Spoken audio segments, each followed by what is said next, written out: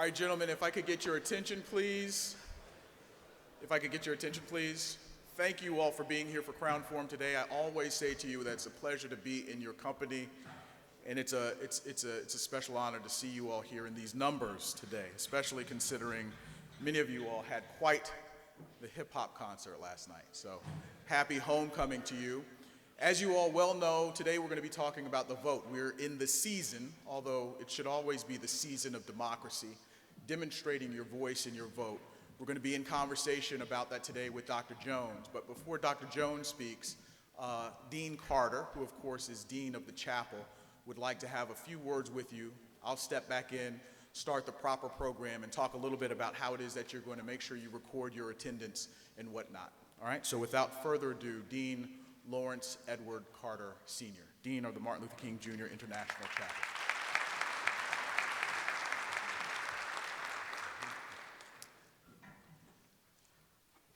Young gentlemen, I want your attention just for a moment. I want to share with you something that has just happened.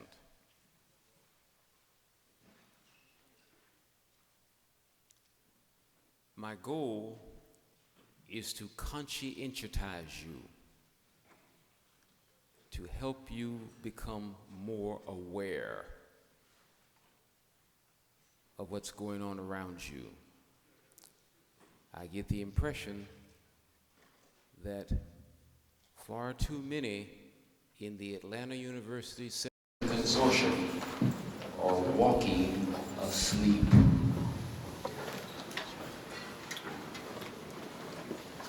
Yesterday, Archer Hall Gymnasium on our campus was open from 9 to 5 for early voting. I do not believe they reached 200 people. Even the president of our college, Dr. Thomas, stood in line to vote. But there were two events here in this space that were capacity filled. And no one thought to remind you that you had a major opportunity yesterday to participate in influencing the direction of the nation in a way that affirmed you an opportunity missed. The meaning of this miss is that now there's more pressure on you than before to squeeze yourself into the one election day in November.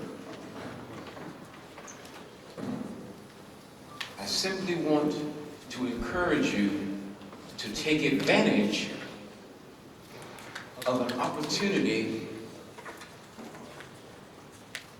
that your ancestors died for, so that you could have a better quality of life than they experienced. Not everybody is your friend. And our college, and all historically black colleges, look like they look, not completely by their choice. Benjamin Mays said, when you start behind in the race of life,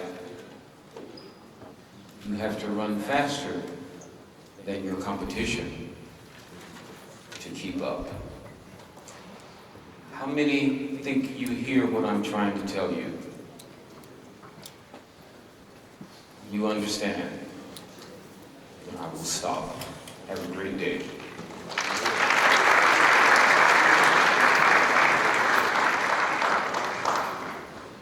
Dean Carter. Again, gentlemen, it is great to see you on today. Thank you for being here. Before I introduce Dr. Jones, who is going to talk to us from the balancing program about the importance of the vote, I want to do just a few housekeeping things. You will see these upon your exit, right? This is what you will need to scan to ensure that you get credit along with responding to the prompts on Blackboard today. This will be activated for a limited amount of time at the conclusion of Crown Forum. They will be put up as you exit Crown Forum on the glass windows or walls as they were, but they'll be presented out there so that you can scan quickly, fill in your name, your M number, who today's speaker is, which is Dr. Jones, and her band, and also the seat number you're in, all right, the seat number. Do know that your seats go from A to HH, and the number is behind you. We're going to take great use of this refurbished chapel and these brand new seats to be able to enumerate them. Make sure you know your seat number when you're able to place it. All right? Thank you very kindly for that. So, without further ado, I would like to introduce Dr. Jones. Dr. Jones is a voting rights expert. She is over the political science law program here at Morehouse College. You have seen her quite a bit even during your COVID times because of her expertise in voting and in her ability to explain and to communicate the import of demonstrating your vote in a dynamic way. So Dr. Jones, if you would come up and introduce your colleagues and be in conversation with us today. We thank you so much. Dr. Jones.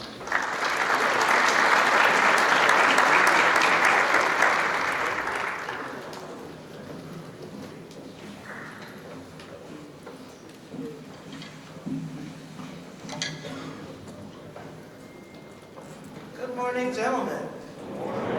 It is such a pleasure to see you. Thank you for joining me today. I have a conversation planned for us with two people who I think can help us understand this year's midterm elections. I never like to miss these opportunities without telling you that we are your pre-law department. We accept all majors, so come let us teach and train you to apply to law school. If you are interested, come get some experience on the moot court team. If you want to feel what being an attorney is like, please email me. Today, I have brought two guests, and I will start by introducing them and making something of an opening statement. And then I will ask them probably two questions each, and we'll have some conversation.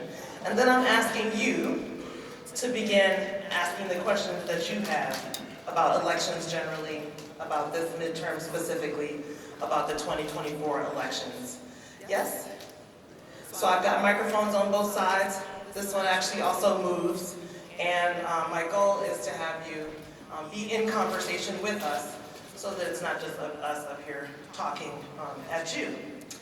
So, first of all, I have invited Sarah Tyndall Gazal, and she is a member of the Georgia State Election Board. Prior to her service on the election board, she was a senior policy advisor for the Democratic Party of Georgia. In 2020, she ran for a House representative seat in District 45 in the state. And importantly, she has visited Morehouse College in the past when she was the first in the nation voter protection director for our state, where they did groundbreaking work to advance voting rights. Sarah was full-time in that post, motivating people to turn out, making sure that the elections operated in a fair and fantastic way, and the work that she has done has been exported to other states for their use and to maintain the safety of their elections. Before being the voter protection director, Sarah was at the Carter Center for about a decade, where she worked internationally in Syria, Rwanda, Liberia, through the Carter Center, to promote peace, promote democracy, and to make sure that free and fair elections were held in other places. Sarah has a law degree from Emory Law School and a Bachelor of Arts degree from the University of the South in Sewanee, Tennessee. I also have your Morehouse brother, Mr. Howard Franklin, class of 2001. He is the president and CEO of Ohio River South, a government affairs firm that has served more than 500 clients across 9 southern states. In this role and others, he's led nonprofits, served in government, elected and lobbied public officials across 24 states and counting. He began his career leading a nonprofit for former Atlanta Mayor Maynard Jackson, class of 56, and he's given nearly a decade to public service, working for Mayor Shirley Franklin and serving as senior policy advisor to Georgia's largest county. In 2021, Mr. Franklin led the campaign that elected our now mayor, the 61st one, Andre Dickens, and he co-chaired the mayor's transition team. He was 3 times recognized as a top 40 under 40 fabulous person, and he's a frequent contributor on CNN, NPR, and MSNBC. And as I said, he is a graduate of Morehouse College, located in Atlanta, Georgia, where he earned degrees in both sociology and English. Can we welcome them?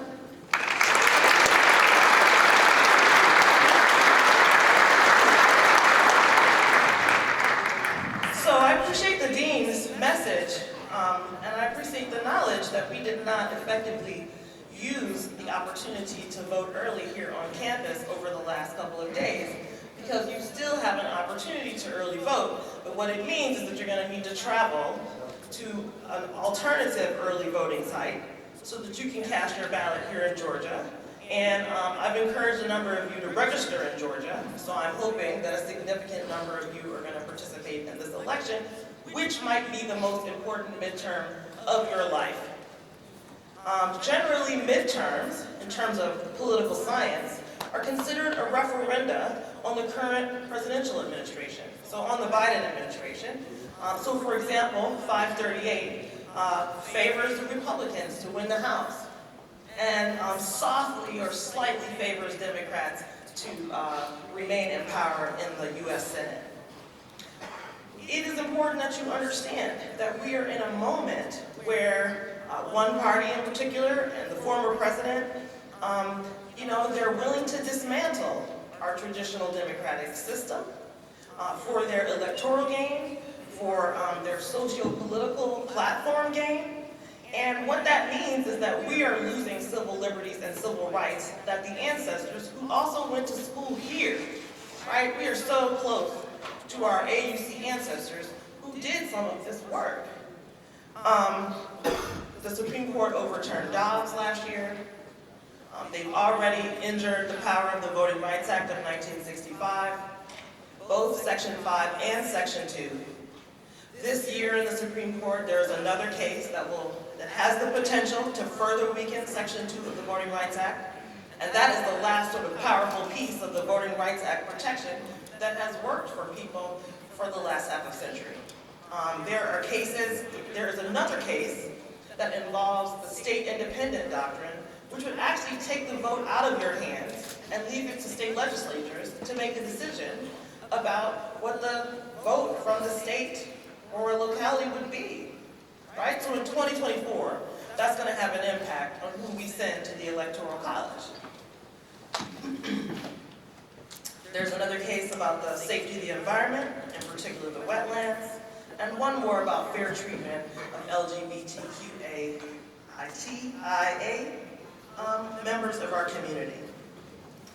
But you can make a difference here, gentlemen. 1.6 million new voters have registered since 2018. Some of those people are you. These races are extremely close, and so that means that turnout is going to make a huge difference. That means that early voting is very important, right? The tension is also high. If you wait till election day, there could be some pitfalls that could involve you not having your ballot cast and counted. I hope you understand that Black people are critical to the national state electorate, and that you as Black men are an important part of the vote. So no matter how skeptical you are, I really need you to decide to go out here and participate in this midterm. I would also like you to participate more broadly, so work for someone's campaign, watch a poll, canvass with your neighbors, talk with your family and friends, and encourage them to become a part of participation. Because we are essentially entering what is going to be a third Reconstruction, and it is going to be you all who are going to need to do the civil rights and civil liberties work of the future. Do you feel me? These races are also close. Stacey Abrams won that, lost the runoff against Governor Kemp in 2018 by less than 1%. The former president called down to our state to ask for 11,780 votes. So these are small margins that you can contribute to making a decision about who is going to represent you at the state, local, and national level. Do you remember how fired up we were when George Floyd and Breonna Taylor were killed? Even in the middle of the pandemic, people got into the streets. This is this kind of moment, gentlemen.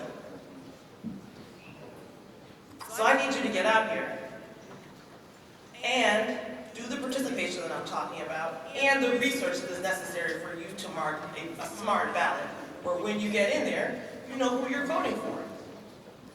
For your attendance today, my fantastic race and law class has prepared you something of a survey which provides you most, but not all, of the races here in Georgia, and includes summaries about what that office does and who those candidates are. I'm asking you to please fill that survey out. One, so we can see what our choices look like, and two, so that you can get the opportunity, if you have not, to do some of the research that I'm talking about. Thank you for coming, and I will now join my colleagues and have the conversation.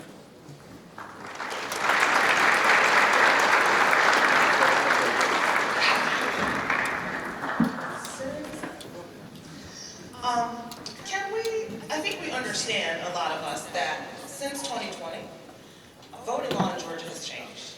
And SB 202, which arguably was intended to suppress votes and make it more difficult for people to access the polls, includes a number of things that we're familiar with, like there's no watering of the lines, there is more of a requirement for absentee ballots, less access to drop boxes, right?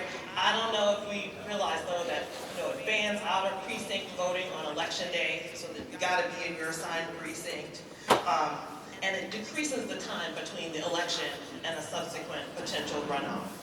But there are some very important pieces that surround the state election board and the positioning of the state Secretary of State. Could you talk about some of these lesser known and far more dangerous aspects of SB 202 so that we can understand the environment that we're working in? Absolutely. So you have to recall that SB 202 was introduced in January 2021, so in the immediate aftermath of the presidential election and the runoff. So there was still a narrative that there were serious problems.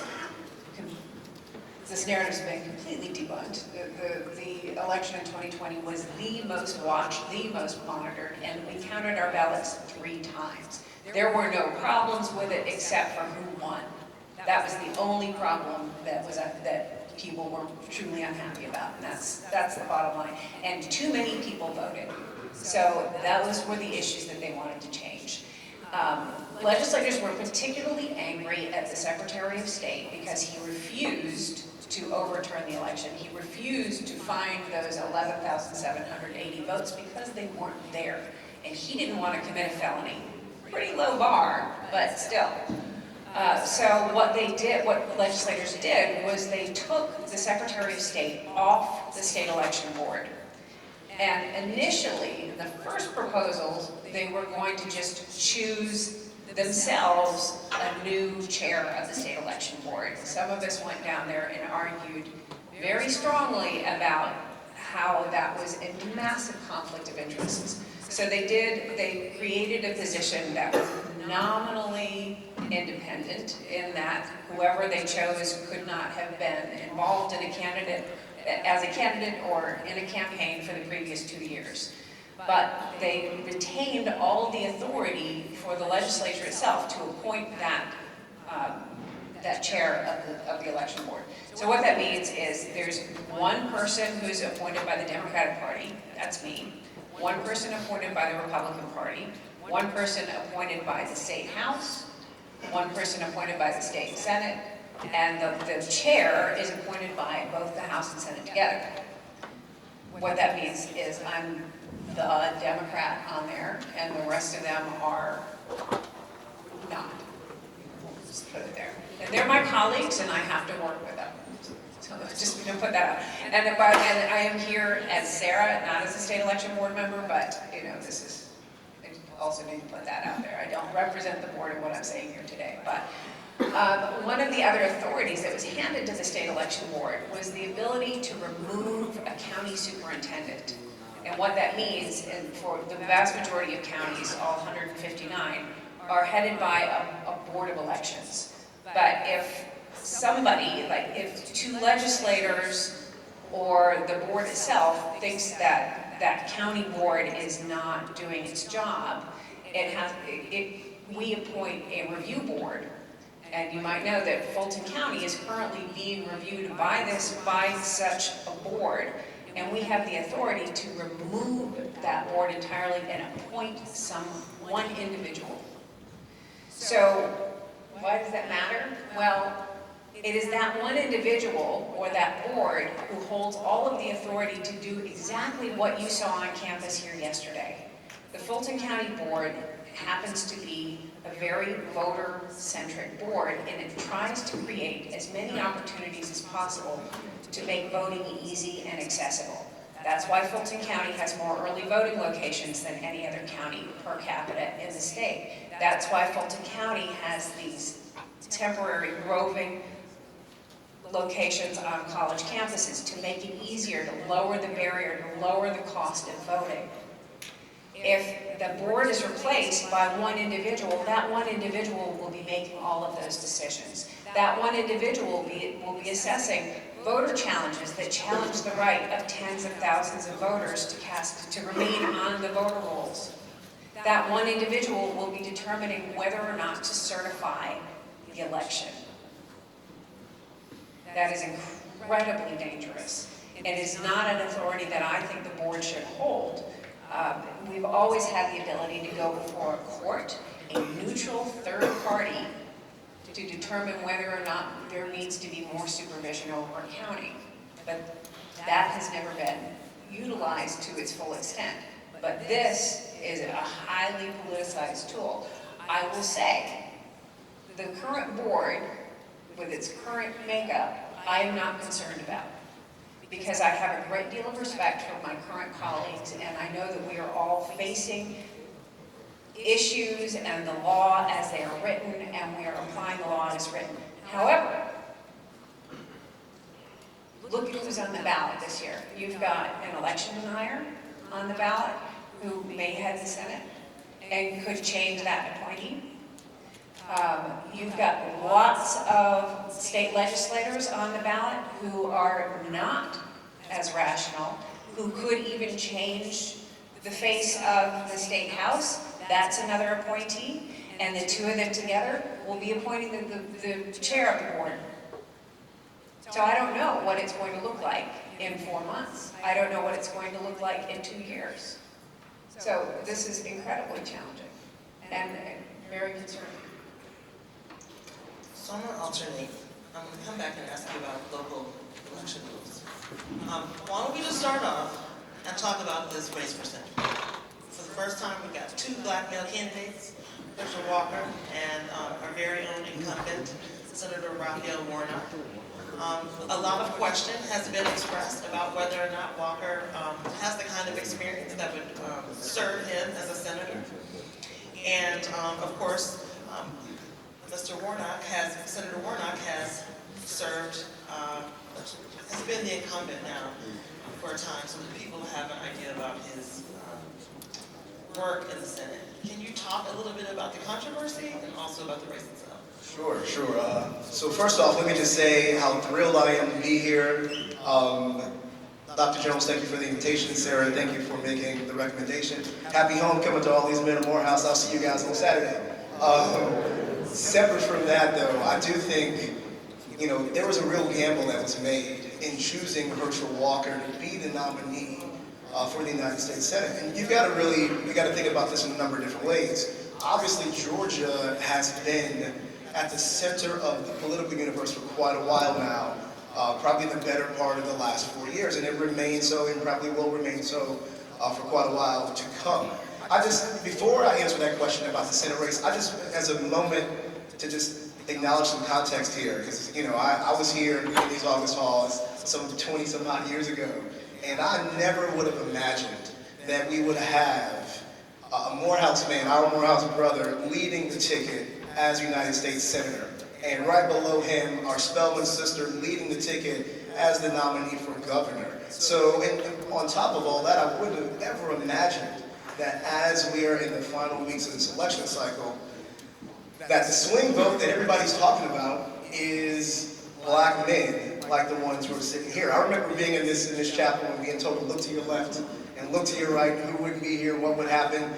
You can look to your left and look to your right now and see the people who are going to determine the balance of the United States Senate, whether or not this state sends the first black female governor to this office, and a number of other really important and monumental decisions that are going to be made. So I think that you couldn't ask for a more important time to have the agency and the ability to really be involved in politics. So Dean Carter's words really hit home for me. But what happened and what is happening with this race is that the Republican Party, and probably largely, former President Trump, made a real gamble. And they said, we believe that name recognition and familiarity or celebrity is more qualifying than the ability to, propose legislation, the involvement in politics, a grasp of public policy, etc.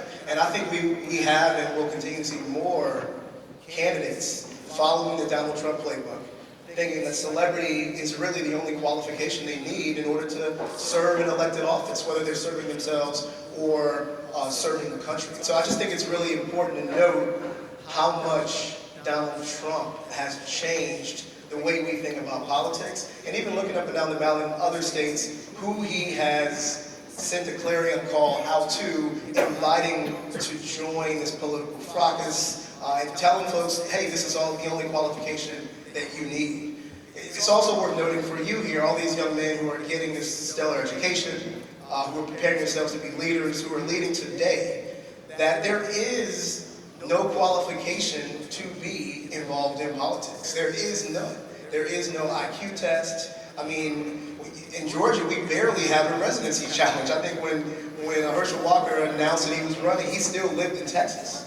Yeah, it's pretty incredible. I've heard anyone talk about the fact that Herschel Walker does not live That here. he doesn't live here, but he's obviously a football hero. People remember that. So the important part to acknowledge here, and I promise I'll get to the actual Senate race itself, but the important part to acknowledge here is that every one of us can be making the change we want to see in the world through politics. There's literally nothing stopping us. And unfortunately, depending on your party, nothing has stopped some of the candidates who put themselves forward and who have a chance at this. And ultimately, I think even Republicans, the ones that I talk to, would acknowledge that Herschel Walker probably won't be a superstar in the United States Senate. He probably won't be chairing committees or proposing legislation or making the state of Georgia look good amongst the other 50 states that are represented in that body. But what they have rationalized is that they want control of this body because it's very important for a number of different things. For instance, the Senate is who makes judicial or approves judicial appointments. So the conservative movement for a very long time has been really fixated on controlling the judiciary. The 4 years of Donald Trump's presidency showed how important that can be. I think Democrats and progressives are just waking up to that fact. And there are a number of other things that are very important to come from this decision. So I don't think this would be a race were the stakes not this high.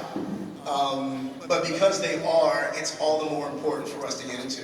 I know you mentioned some controversy. We can probably talk more about We can get that. there. Yeah. Because I want to talk now a little bit about local elections, and the gentleman may ask you if Sure. you can provide more detail. So for you, I'd like to know, how does this SB 2 law change impact local counties? Because, we care about who the president is and who the governor is, but, often our local elected officials are the ones who really matter. So you want to know the whole ticket. What kind of changes that might impact elections have happened in locals?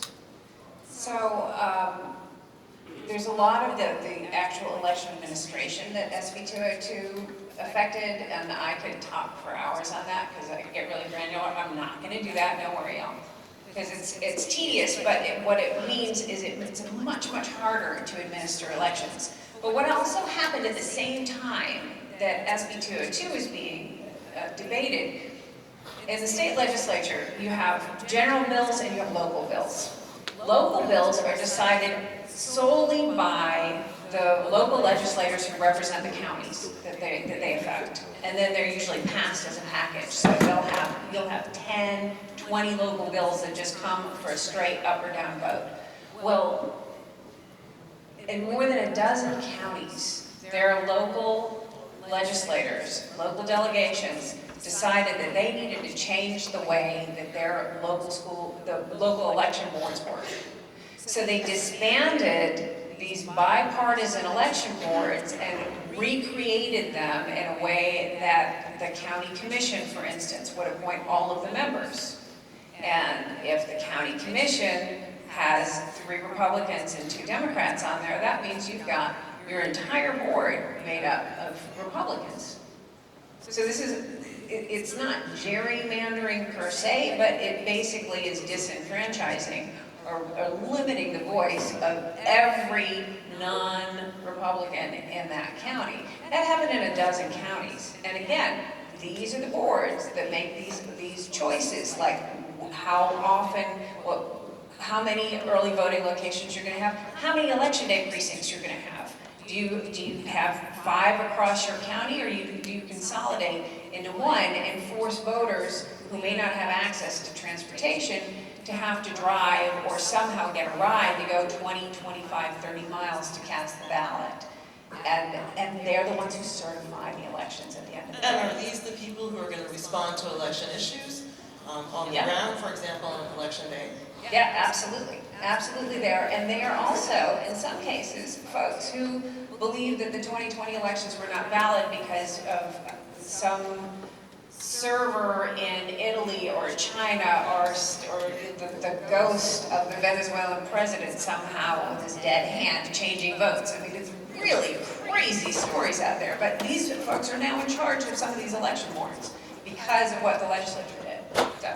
Can I just add a little bit, because it is so egregious. Really, what you had Dr. Jones mention that the former president called our Secretary of State and said, hey, just find me roughly 12,000 votes, we'll just run this thing back and I'll be president again. And in essence, what Senate Bill 202 did, because our Secretary of State nor our governor, statutorily had the power to do what they were being asked to do. Thankfully, they didn't do it or didn't try to do it. But what Senate Bill 202 allows to happen is for an election to take place and to provide the legal pathways to do exactly what the former president asked for, right? To disqualify or to decertify or not to accept the certifications of certain counties. Really what I want to say here is that 10 years ago, maybe longer, there was a discussion about demography being destiny, that basically the browning of this country, the fact that the country was getting younger and more progressive year over year, election cycle over election cycle, meant that conservatives would find fewer and fewer pockets of support to win national, statewide, and even local elections. And what Senate Bill 202 and several other bills in 19 other or 18 other states across the country did, and say, okay, we can't win the rules, or we can't win the game based on the rules that are in place. We all have to take a foul shot from the stripe, or we all get just 3 points when we shoot from outside the arc. We probably are not going to beat these guys. So what we're going to do is change the rules that will allow us to win the contest after the fact. And that's really, I mean, it's, again, diabolical. And a lot of folks make fun of the phone call that our Secretary of State recorded, and obviously, you know, he deferred and demurred in this case. And we think it's nonsensical that no one would ever have the gumption or the gall to try this again. But in fact, well, you know, that's how. That's exactly right. It's legalization of that telephone call. That's what it is. Do either of you think that turnout is going to have an impact on this? And whatever you have to add, please, if I'm not asking. Well, before I get to turnout, the case with the independent state legislature that's in front of the Supreme Court would turbocharge that even more, because what that says is it doesn't matter what's in your state law, it doesn't matter what's in federal law, it doesn't matter what's in the Constitution, it doesn't matter what courts say. If a legislature says it's so, then that's the way the election goes. If the legislature says we're not going to put the presidential election on the ballot, we're going to choose the presidential electors ourselves, then they can do that. If your state constitution says you can't gerrymander, you can't take partisanship into consideration, thank you. My brain works at a different pace than my mouth. But the legislature said, you know what, we're going to do that anyway, which is exactly what happened in Florida. Then what the legislature says goes. And if, hand in hand, if this Voting Rights Act case completely guts Section 2, that's it, game over. Like, that means that a small minority of legislators will rule us. Period. This case at the Supreme Court is called Moore versus Harper, if you're looking. Can you talk about the local elections that you are watching? Yeah, absolutely. This is a very... Okay. We need to get to audience questions. Sure. I'll make it quick. Incredibly important local elections. In large part to Sarah's earlier point, our General Assembly, like many others across the country, is being decided right this moment. And worth noting, because of all this tomfoolery, a lot of the folks who have been reasonable Republicans have decided that they no longer want to serve. We've got something on the order of 50 or 60 new state lawmakers coming to the General Assembly in January of next year, and they could really run amok. They could do a lot of different things that we thought previously were completely unlikely to happen. But really the point that I'd underscore the most is that most of these elections at the local level, the state legislature, which governs every facet, every aspect of our lives, they're decided by 5,000, 6,000 total votes, right? These are not huge in terms of numbers of total turnout of voters elections, but they have tremendous power to dictate virtually every part of our lives. So just really important not to stop after you vote for Warnock or stop after you vote for Stacey, but really to make it down to the entirety of the ballot. I think that's a little bit easier now that we have electronic voting, but I think it's incredibly important. And we do lose races, both parties, every 2 years because some of their base voters don't make it to the bottom of the ballot. Gentlemen, this is my topic, so I apologize. Let's take your questions. I could ask questions all day. The mics are here. The mics are cold. They're waiting for you. I know someone in my race and law class or national government has a question for me.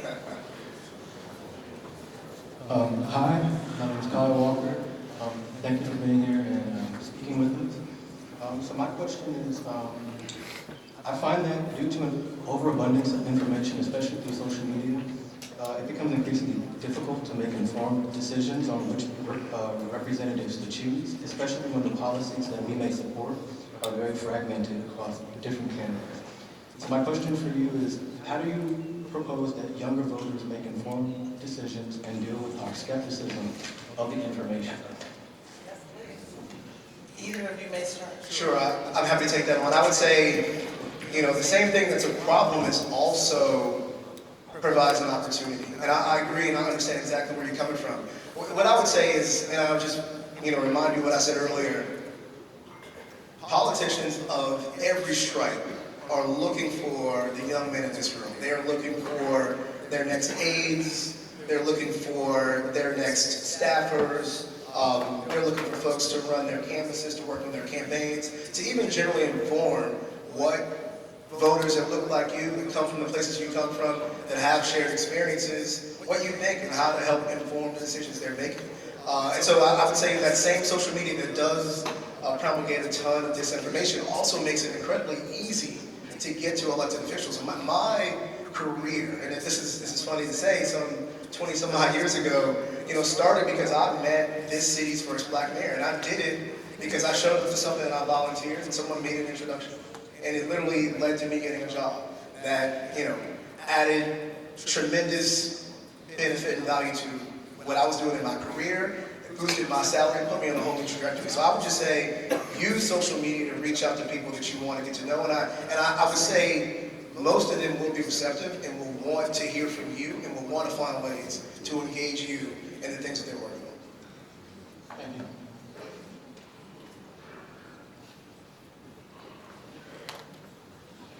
Hi, how are you all doing today? Okay, so I had my question was, no matter how this race goes, what do we do from here to continue to progress forward to a more just society? Like, what are we supposed to do after this election? What do we want to lose to continue moving forward to make a more egalitarian system? Sarah?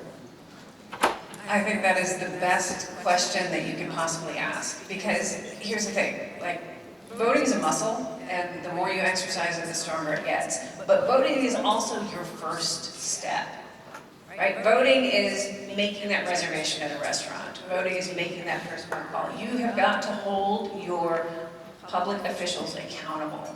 That is the most important thing. And that means writing them, calling them, emailing them, show up at the State House, show up at the Capitol for events, for hearings about issues that you care about. Get engaged, get involved, and get a group of like-minded peers together, and just go to town halls. If you engage one-on-one with your elected officials, even if they don't represent where you live, if they're in the State House, they represent you. And tell them what you want to see. Tell them what you want your future to be. Tell them what paths they should be following in order to get the support of people like you. You hold so much power as a voter, and as an engaged voter, people give that power away when they sit back. Don't do that. Hold on to it. Grab it as tight as you can. Thank you. Thank you. Hello, thank you so much for you guys. Thank you for coming out and speaking to us. Sorry. Quick question.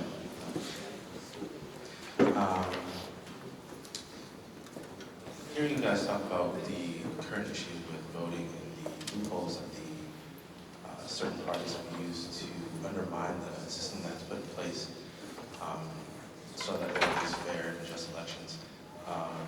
With your professional opinion, do you think the system itself is the issue, or do you think it's the people that we have in these positions that is the issue? Like, So I think it's a little bit of both. I think there is a level of cynicism in government and in politics and in the role that government should be playing that has allowed us to get to this point. My personal issue in all of this is campaign finance. I think the outsized role that money plays and moneyed interests play in politics in the United States is insidious. And if we don't change the way our campaign finance system worked, it will not get any better. But I also think that people are so cynical and have so little faith in our systems that they're not willing to participate anymore. And that's a valid choice, but you also have to live with the outcome of that choice, which is that you have no say in how politics moves forward. So I don't know if that answered your question. So we're short on time, apparently. Sure. So you may certainly answer, but let's hear one more question. If you would like to stay and ask questions, we're not going anywhere, but just so that we hit the time properly, those of you who need to go may go. Yes? Start there, and then this last person will ask their question, at least Not yet, that's not for you to go yet. inside the round. That doesn't mean leave, please. That means that I will set it up so that you may leave on time. And you may stay and ask a couple additional questions like the folks who are already in the line. So, I'm going to yield my time so that maybe two of these brothers can ask a question. let's make it happen. Thank you so much. Hello, my name is Christopher Jackson, graduating senior from Chapel Hill, North Carolina.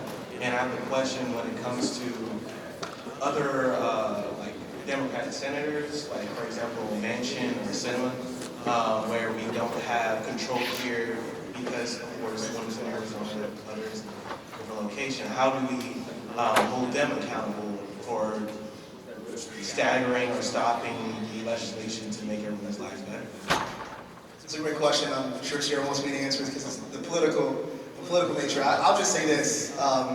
In 2008, the first time I remember meaningfully people from other states contributing to the outcome of elections here. I remember people driving over from Alabama and North Carolina to campaign for Barack Obama to win the Democratic primary, which he was able to do, and ultimately go on, as you guys may remember, a really tight race to ultimately win the Democratic nomination. I say that to say that, the saying goes, all politics is local, but increasingly these days, politics is national.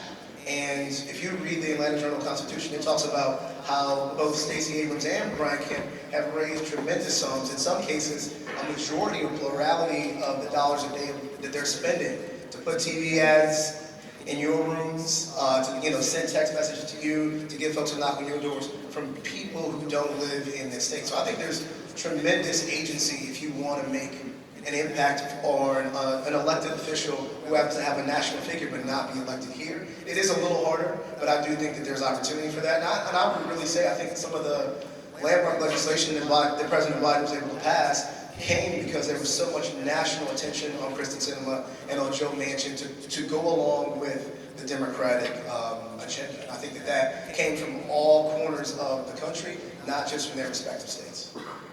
So, out of respect for your Crown Forum experience, I want to remind everyone that you should check your registration, which you can do on the MVP website. Is it mvp.ga.gov? mvp.sos.ga.gov. And if you get one thing out of this today, you should pull that up on your phone, check your registration. If you give that to us, we can make sure we put it on Blackboard for us. Okay, fantastic. Why don't you proceed, and then those of you who'd like to stay and ask a couple more questions, please do. All right, folks, thank you so much, Dr. Jones and colleagues. Thank you very much. Now that we're there, we have to see the college hymn first. I do want to tell you this. After the college hymn, the QR codes will be available for you. Happy homecoming. Let's join hands and sing Your Morehouse.